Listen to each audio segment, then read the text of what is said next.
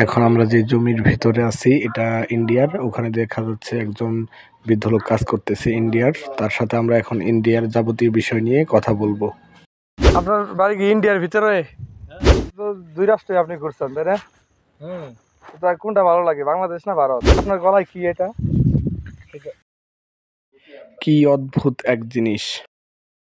আজকে আমরা যাচ্ছি কুড়িগ্রাম জেলার ভুরঙ্গাবাড়ি উপজেলার প্রত্যন্ত এক অঞ্চলে, যেখানে রয়েছে অদ্ভুত এক বর্ডার। ভারত বাংলা সীমান্ত বর্ডারের মাঝখান দিয়ে বয়ে গিয়েছে এক নদী। নদীর এক পার্শ্বে বাংলাদেশ, আরেক পার্শ্বে রয়েছে ভারত। এ যেন এক ভারত বাংলা বর্ডারের অদ্ভুত দৃষ্টান্ত, যেটা সচরাচর খুব কমই দেখা যায়। আমরা সকলেই জানি আমাদের বাংলাদেশের চারপাশ দিয়েই ইন্ডিয়া বর্ডার, শুধু এক পাশে রয়েছে মায়ানমার। সীমান্ত তো অনেক রয়েছে, তবে আজকে আমি আপনাদের নিয়ে যাব এমনই এক সীমান্তবর্তী এলাকায় যা আপনি কখনো কল্পনাতেও দেখেননি। তো ভিডিওটি স্কিপ না করে দেখতে থাকুন।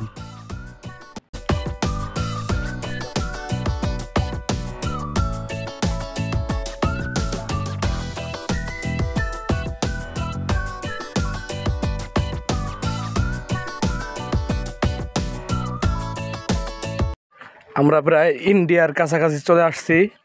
তো সামনে দেখা যাচ্ছে একটা সীমানা পিলার। দেখুন, এখানে সংকেত দেওয়া হয়েছে। ওপরে যে এই যে এখানে যে ইয়াটা দেখতে পাচ্ছেন, সিগন্যালটা দেখতে পাচ্ছেন, এটা হচ্ছে বাংলাদেশ পুলিশের যে বর্ডার গার্ড যে বাহিনীগুলো আছে তারা ওটা দিয়েছে এটা বোঝার জন্য যে তার পাশ থেকে এই যে জমিগুলো দেখতে পাচ্ছেন এগুলা হচ্ছে ইন্ডিয়ার বর্ডার। সবগুলাই ইন্ডিয়ার জমি। এখানে যতটুকু দেখা যাচ্ছে সবটুকুই ইন্ডিয়ান।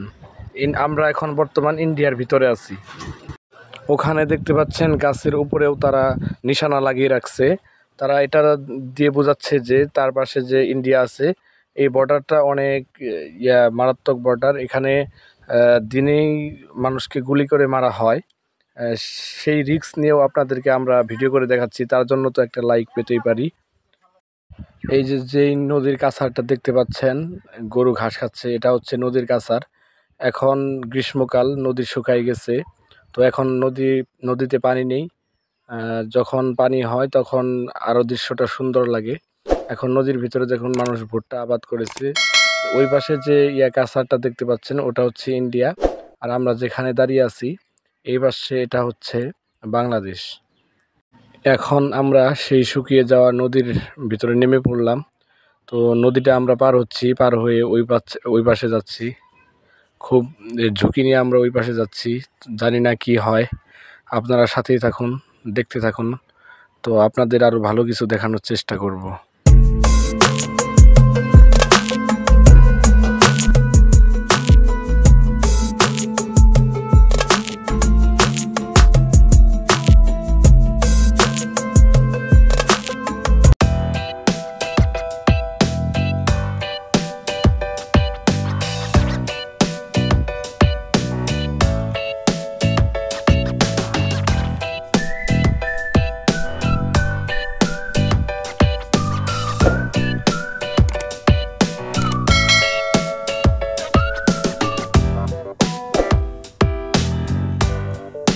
এখন আমরা যে জমির ভিতরে আছি এটা ইন্ডিয়ার। ওখানে দেখা যাচ্ছে একজন বৃদ্ধ লোক কাজ করতেছে ইন্ডিয়ার। তার সাথে আমরা এখন ইন্ডিয়ার যাবতীয় বিষয় নিয়ে কথা বলবো।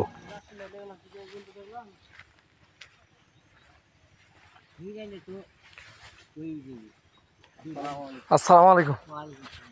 আপনার বাড়ি কি ইন্ডিয়ার ভিতরে? ও, আপনাদের যে জায়গাটা আছে ওই জায়গাটার নাম কি? আপনারা যে জায়গায় থাকেন কি বললেন? নোটা ফেলা। ও, আপনাদের এই যে এই গেট পার হওয়ার পরে সরাসরি ভারতে যাওয়া যাবে নাকি? ওই পাশে আর কোনো চেকপোস্ট নাই? ও, খালি গেটটা পার হলে আপনারা অল ভারত যাইতে পারবেন, অন্য জায়গায় আর কোনো চেকপোস্ট নাই? ও, তো এখানে কি কাটছেন এগুলো? লাল শাক নাকি? হ্যাঁ, তো আপনার কাছে কোনটা? আপনার কাছে তো দুই রাষ্ট্রে আপনি ঘুরছেন, তাই না?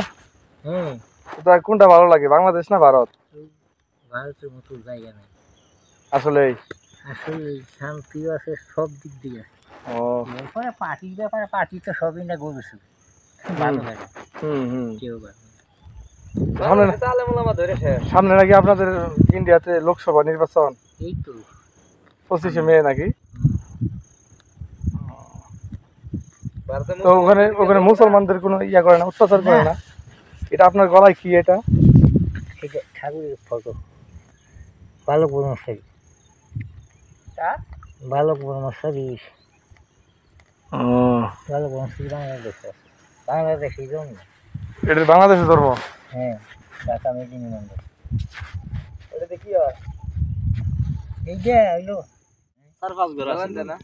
ওই দুই ভাইয়ের থেকেই পাড়াটা সরাইছে আর এই যে জিনিস আছে না যে সাকরা করে কয় এনে কটা মুসলমান আর সব হিন্দু আর চৌকুশি অনেক কটা মুসলমান ওই দিকে আছে মাত্র এক ঘর এই ডাস্টারি ব্যক্তি সারাল মানে খালি এরা ওই যে কানোররা খালি কটা ঘর ভোলারা মুসলমান তারপরে ওরা ওই যে সারাল গাতে করে সারাল নাগলে বেশ দূরে থাকে।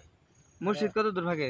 হ্যাঁ মসজিদ দুই দিক পারে কেমনটা না কয়জন ইয়া কয়জন আছে লোক? আছে প্রায় 80-90 জনের মতো সমাজ তো আপনাদের যে ইয়া আছে ইমাম সাহেব যে নামাজ পড়ায় তার কাছে শুনছিলেন যে ওই যে আপনি যেটা গলায় দিচ্ছেন ওটা দেওয়া জায়েজ আছে কিনা?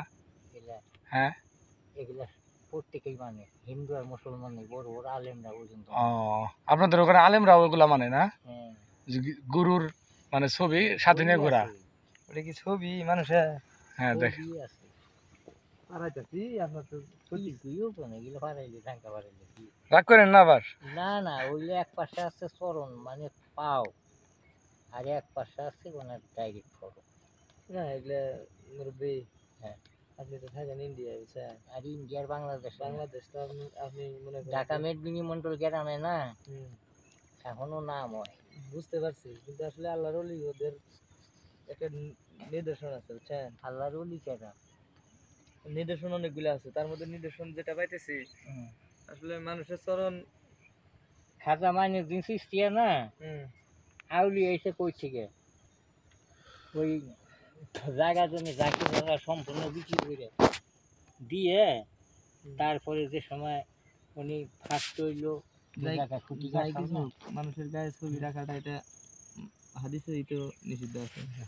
হাদিস হাদিস কয়টা হাদিস মানি আর কয়টা মানি আজমির শরীফ গেছিলেন? আজমির শরীফ যাইনি যাও আপনি যাই কিছু করেন মুরব্বী বুঝছেন মরার আছে অল্প কিছুদিন বাকি আমরা বাংলাদেশ থেকে ছোট ছোট মানুষ এক হয়ে গেলাম আপনি ছবি টবি রাখেন আসার জন্য আছে আযাবান ইনদাল্লাহিল মুসাওবিরুন। আমরা এখন সেই লোকটির কাছ থেকে বিদায় নিয়ে চলে যাচ্ছি। তো এখন আমরা ভিডিওটা শেষ করব। ভিডিওটি অনেক লং হয়ে গেল, আশা করি আপনাদের ভালো লাগবে। যদি ভালো লেগে থাকে তাহলে অবশ্যই ভিডিওটি শেয়ার করে আপনাদের বন্ধুদেরও দেখার সুযোগ করে দিবেন। ধন্যবাদ।